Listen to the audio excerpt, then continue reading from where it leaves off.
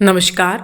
स्वागत है आप सभी का हमारे YouTube चैनल में। आज के अपने इस वीडियो में हम सभी कार्तिक मास के महात्म्य का 5वां अध्याय करने जा रहे हैं।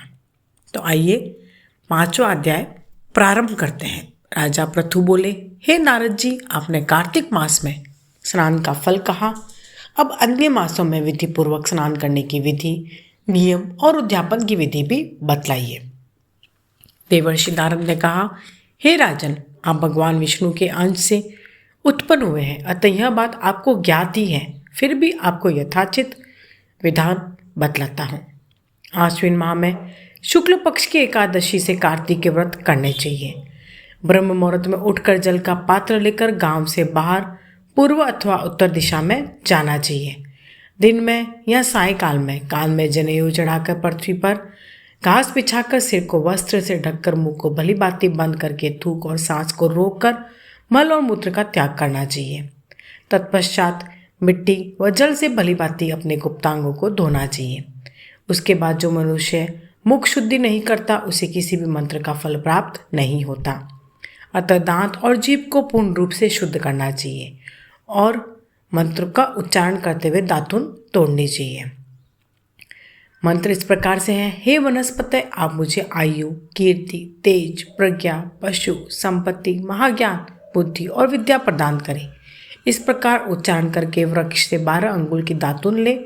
दूध वाले वृक्षों से दातुन नहीं लेनी चाहिए। इसी प्रकार कपास, कांटेदार वृक्ष और जले हुए वृक्ष से भी दातुन लेना मना है। जिससे उत्तम गंध आती हो और जिसकी टहनी कोमल हो, ऐसे ही वृक्ष से दंता धावन करना चाहिए। प्रतिपदा, अमावस्या, नवमी, छठी, रविवार, चंद्र सूर्य ग्रहण में दातुन नहीं करनी चाहिए। तत्पश्चात भली भांति स्नान करके फूल, माला, चंदन और पान आदि पूजा की सामग्री लेकर प्रसन्नचित और भक्तिपूर्वक शिवालय में जाकर सभी देवी देवताओं की अर्घ्य, आचमन्य आदि वस्तुओं से पृथक पृथक पूजा करके प्रार्थना एवं प्रणाम करना चाहिए।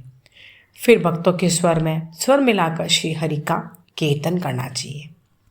मंदिर में जो गायक भगवान श्री हरि का कीर्तन करने आए हो, उनका माला, चंदन, तांबुल आदि से पूजन करना चाहिए, क्योंकि देवालयों में भगवान विष्णु को अपनी तपस्या, योग और दान द्वारा प्रसन्न करते थे, परंतु कलयुग में भगवान गुणगान को ही भगवान श्री हरि को प्रसन्न करने का एकमात्र साधन माना गया है। नारद जी राजा पृथु से बोले, हे राजन, एक बार मैंने भगवान से पूछा कि हे प्रभु, आप सबसे अधिक कहाँ निवास करते हैं? इसका उत्तर देते हुए भगवान ने कहा, हे नारद, मैं वैकुंठ या योगियों के हृदय में ही निवास नहीं करता, अपितु जहाँ मेरे भक्त मेरा कीर्तन करते हैं, मैं वहाँ भी अवश्य निवास करता हूँ।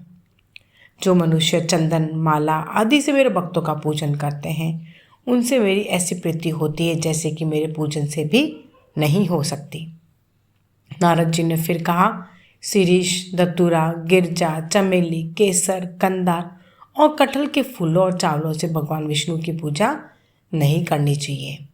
अटहल, कंद, गिरीश, जूही, मालती और केवड़ा के पुष्पों से भगवान शंकर की पूजा नहीं करनी चाहिए। जिन देवताओं की पूजा में जो फूल निर्दिष्ट हैं, उन्हीं से उनका पूजन करना चाहिए। पूजन समाप्ति के बाद भगवान से क्षमा प्रार्थना करनी चाहिए, यथा, हे सुरेश्वर, हे देव, ना मैं मंत्र जानता हूँ, ना मैं क्रिया, मैं भक्ति से भी हीन हूँ। मैंने जो कुछ भी आपकी पूजा की है उसे पूरा करें और स्वीकार करें। ऐसी प्रार्थना करने के पश्चात साष्टांग प्रणाम करके भगवत कीर्तन करना चाहिए, श्री हरि की कथा सुननी चाहिए और प्रसाद ग्रहण करना चाहिए। जो मनुष्य उपरोक्त विधि के अनुसार कार्तिक व्रत का अनुष्ठान करते हैं, वह जगत के सभी सुखों को भोगते हुए अंत में मुक्ति को प्राप्त होते हैं। तो यह था आपका कार्तिक मास के महात्म्य का 5वां अध्याय। वीडियो पसंद आया हो तो वीडियो को लाइक, शेयर एंड सब्सक्राइब अवश्य करें। अब मैं आप सबसे इजाज़त चाहती हूँ। जय श्री कृष्णा, जय श्री हरि।